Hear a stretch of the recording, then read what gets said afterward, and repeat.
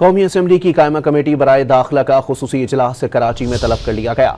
7 फरवरी जुम्मे को 2:30 बजे कराची में होने वाले इजलास जिसकी सदारत कायमा कमेटी के चेयरमैन कादिर पटेल करेंगे, जिसपे मुस्तफ़ा आमिर कत्ल केस की अब तक की तफ्तीश पर पुलिस हुकाम ब्रीफिंग देंगे।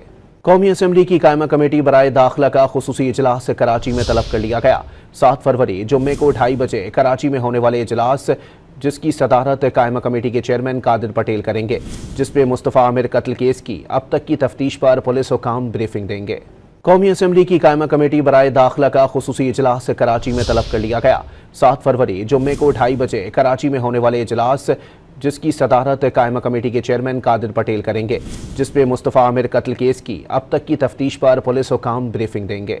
कौमी असम्बली की कायमा कमेटी बराए दाखिला का खुसूसी इजलास कराची में तलब कर लिया गया।